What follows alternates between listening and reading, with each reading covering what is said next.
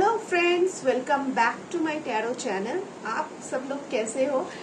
ये होप करते हैं कि आप सब लोग बहुत बढ़िया हो और अपनी लाइफ में बहुत ज़्यादा तरक्की कर रहे हो। मैं हूँ आपकी दोस्त मोमिता और मैं आज आपके लिए लेके आई हूँ टैरो रीडिंग। जिनका भी साइन सन मून राइजिंग में कैंसर है उनके लिए, और ये एक लव रीडिंग रहेगा, जनरल रीडिंग रहेगा। तो रीडिंग शुरू करने से पहले मैं एक चीज आपको रिमाइंड करवा दूं, क्योंकि ये एक जनरल रीडिंग है तो ये सबके साथ रेजोनेट हो भी सकती है और नहीं भी हो सकती है।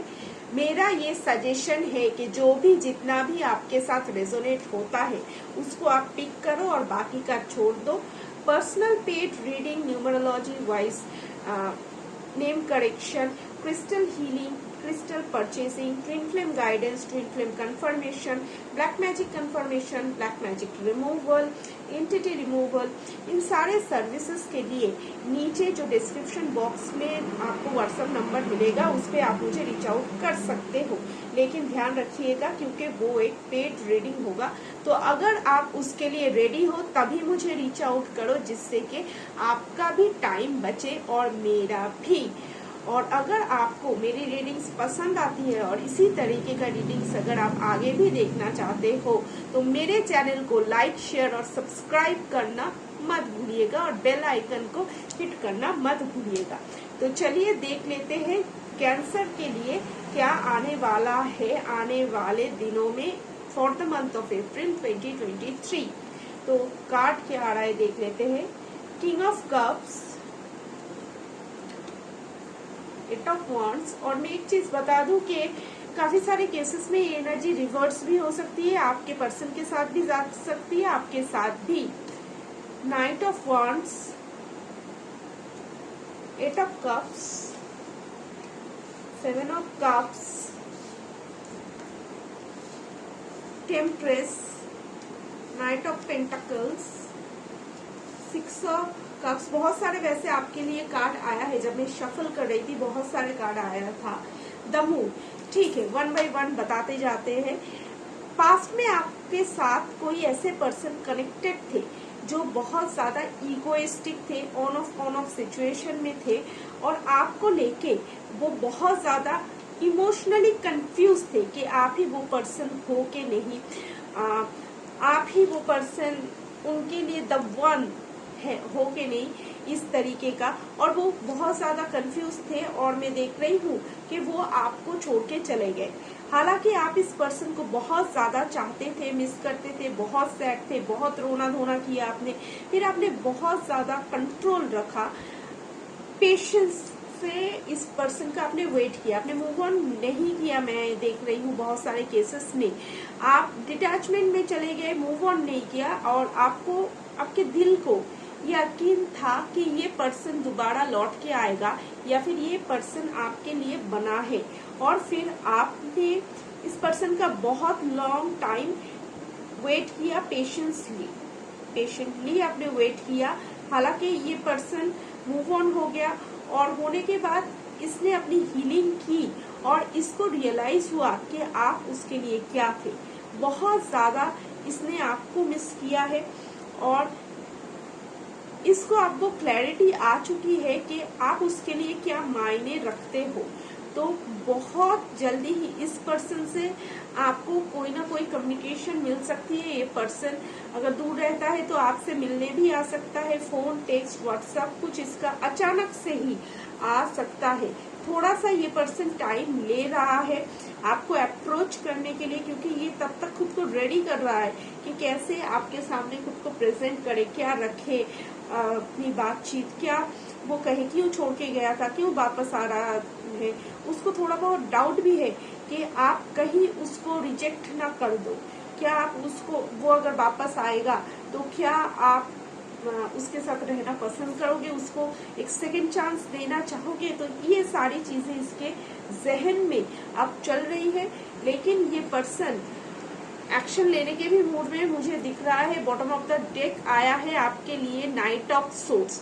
तो हो सकता है कि जब ये पर्सन आए थोड़ा बहुत आप पे ब्लेम भी डाल दे।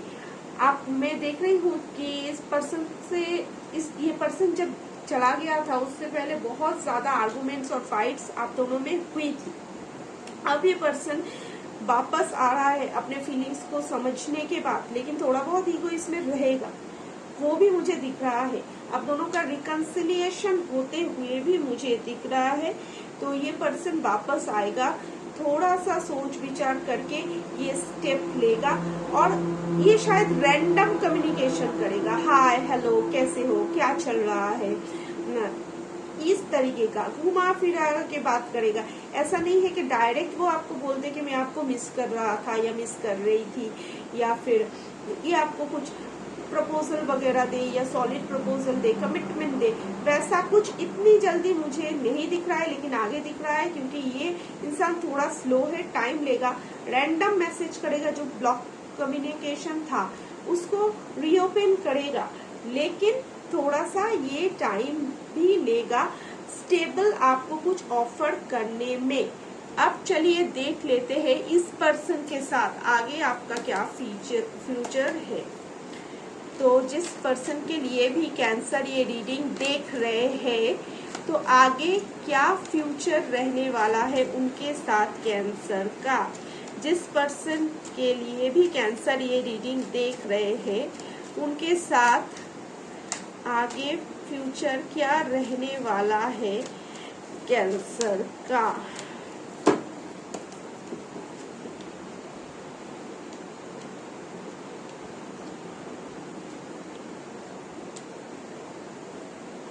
इस पर्सन के साथ आपका कुछ साइकिल वगैरह चल रहा है, जिसकी वजह से ऑन ऑफ सिचुएशन आप दोनों में रहती है। ये पर्सन किसी चीज का कंप्लीट होने का वेट कर रहा है, या हो सकता है अपने फैमिली का अप्रूवल हो, या फिर हो सकता है जॉब लगने का, या किसी तरीके का करियर का, या फिर जो लोग थर्ड पार्टी सिचुएशन में है तो थर्ड पार्टी सिचुएशन एंड होने का। ऐसा ही किसी तरीके का अप्रूवल का ये पर्सन वेट कर रहा है या कर रही है। जैसे ही उसको ये कंफर्मेशन मिल जाएगी, उसका ये साइकिल खत्म हो जाएगा, तो आप दोनों के बीच कुछ अच्छा हैप्पी वाला एक फेज शुरू होने वाला है आगे जाके।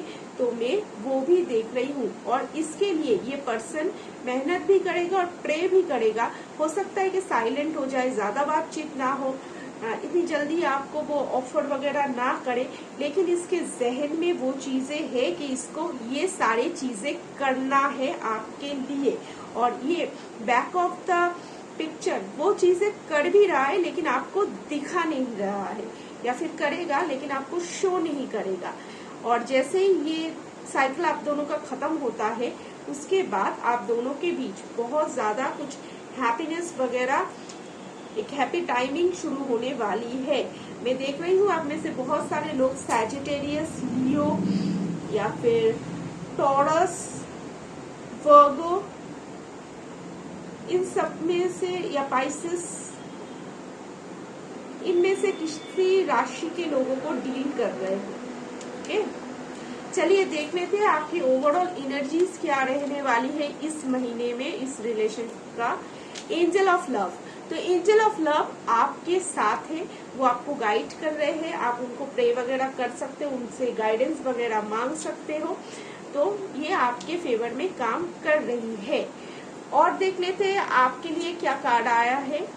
Your hard work is paying off, new moon in Capricorn. तो हो सकता है आप में से बहुत सारे लोग कैप्रिकॉर्न को डील कर रहे हो, या आने वाले कैप्रिकॉर्न सीजन में कुछ इम्पोर्टेंट आपके लिए होने वाला है, और आपने जितने भी मेहनत की है इस रिलेशनशिप के लिए, वो उसका असर अभी आपको दिखेगा आने वाले दिनों में।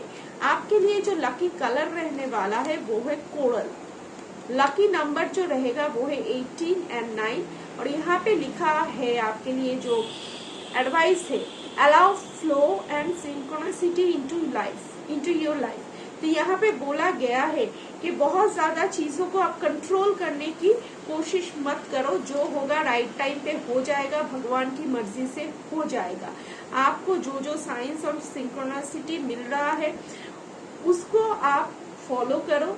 क्या गाइडेंस वगैरह है, गाइडेंस वगैरह जानने के लिए आप मुझसे भी कांटेक्ट कर सकते हो, या फिर आप खुद बहुत ज्यादा अगर मेडिटेशन वगैरह में हो तो उससे भी आपको गाइडेंस मिल जाएगा। नेक्स्ट आपके लिए जो कार्ड है वो है power. You instinctively know what is right for you and you have the power to say no or to walk away at any time.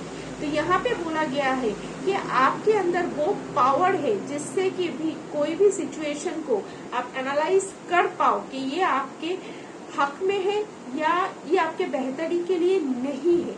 अगर कोई चीज टॉक्सिक आपको लगता है, कोई पर्सन हो, कोई सिचुएशन हो, तो आपको उस सिचुएशन में उस पर्सन को नो बोलना आना चाहिए और ये आपको खुद से ही लाना पड़ेगा। और आपको पता है कि कौन सा सिचुएशन में आपको ना बोलना है। जैसे कि हो सकता है कि ये पर्सन आपको कुछ ऐसा ऑफर कर दे जो आपके हाईएस्ट गुड के लिए अच्छा नहीं है, तो आपके लिए बोला गया है कि आप इसको इमीडिएटली नो बोल दो। ये राइट आपके पास है और यही आपके लिए सही है। और देख लेते हैं आगे आपके लिए क्या आने वाला है। Trust, this situation is calling for you to have faith. तो बोला जा रहा है कि ये सिचुएशन के ऊपर आपको भरोसा रखना पड़ेगा कि आगे जाके चीजें बेहतर हो सकती है।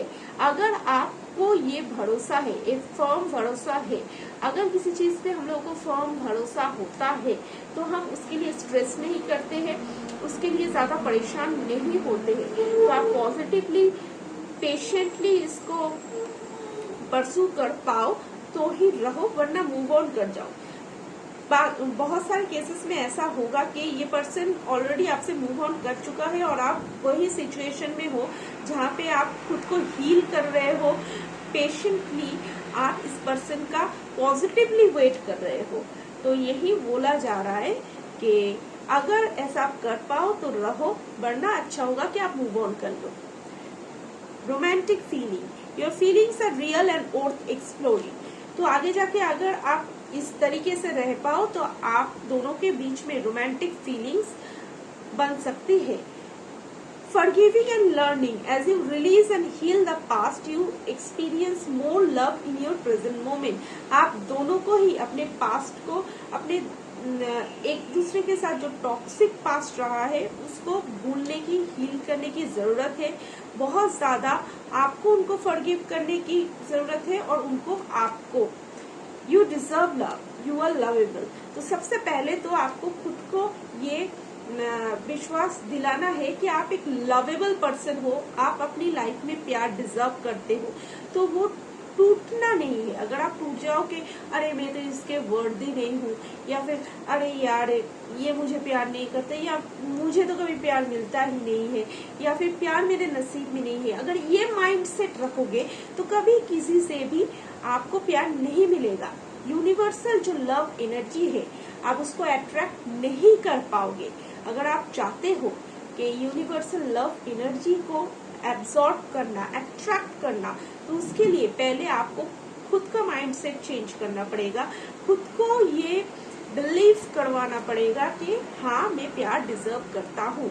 इसके लिए चाहे तो आप एफर्मेशन ट्राई करो, चाहे तो आप स्क्रिप्टिंग या जर्नल राइटिंग वगैरह स्टार्ट कर सकते हो। चलिए देख लेते हैं आपका पर्सन आपके लिए क्या मैसेज दे रहा है।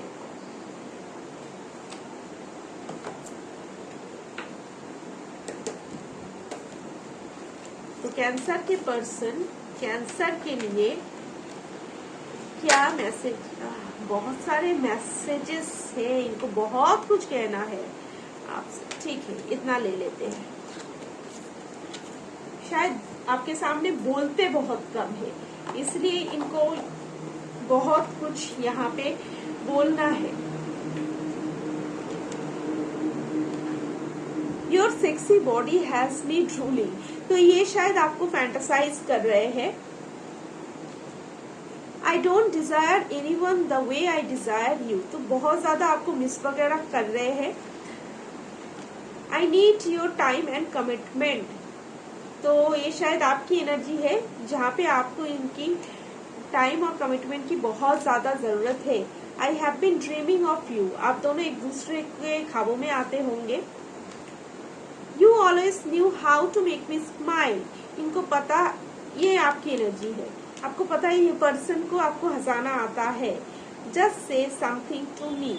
और आप शायद वेट कर रहे हो इस पर्सन का कि ये कब आके आपसे कुछ बोले। चलिए देख लेते हैं चार्म्स आपके लिए क्या आया है। कैंसर के लिए क्या चांस आता है। बहुत सारे केसेस में ये पर्सन गिटार वगैरह बजाते होंगे, आप दोनों म्यूजिक से कनेक्टेड हो। ऐसा कोई कैफे में शायद आप मिले हो या मिलोगे जहाँ पे हार्ड रॉक बजता है। बहुत सारे केसेस में मैं एक ट्विन फ्लेम जर्नी देख रही हूँ आप दोनों के बीच।